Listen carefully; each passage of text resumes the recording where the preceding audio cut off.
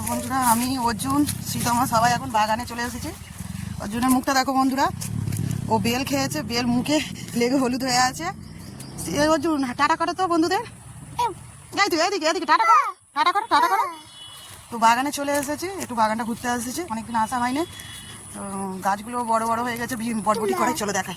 বটবটি কড়াই গাছগুলো অনেক কষ্টে বড় হয়েছে জল দিয়ে।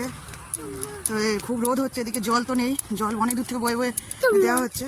তো লঙ্কা গাছে প্রথম লঙ্কা হয়েছে, কটা হয়ে ফের বন্ধ করে দিয়েছে। আর এদিকে বেগুন গাছে একটা বেগুন তুলে নিয়ে গেছিলো তোমাদের দাদা ভাই, তো ফের এখনো দেখো এই গাছটা একটা বেগুন হয়ে আছে, আর এইখানটাও একটা, এই ছোটো গাছটা একটা বেগুন হয়ে আছে। গাছে ফুল হয়ে আছে, এটা হচ্ছে কালো লম্বা বেগুন হয়েছে। আর গাছে কটা টমেটো, লাল লাল টমেটো পাকা দেওয়া হয়ে আছে, সেগুলো তুলে নিয়ে যাবো যাওয়ার সময়।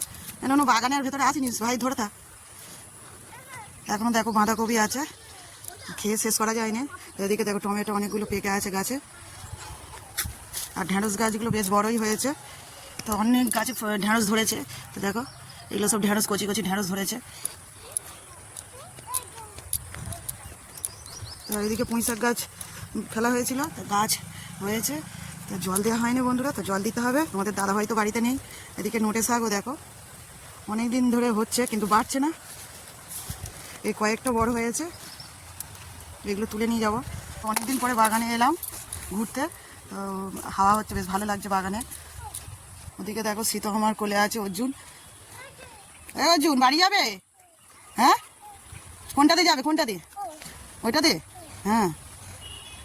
তো এদিকে দেখো ঝিঙে গাছ, এগুলো সব তো এখনো পালা দেওয়া হয়নি, এগুলো সব পালার ঝিঙে।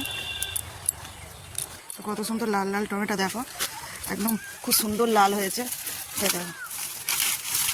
এদিকে আমাদের অর্জুন টমেটো গাছ থেকে তুলে নিচ্ছে। রেখে দাও, বালতিতে রেখে দাও, বালতিতে, বালতিতে রেখে দাও। তো এতগুলো টমেটো আছে, এখনো আছে বাগানে। এদিকে দেখো টমেটো, কত সুন্দর লাল টমেটো, লাল টমেটো।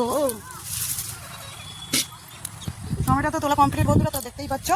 তো দেখো কাঁচা কাঁচা পাকা সব তুলে নিয়েছি, এখনো গাছে আছে।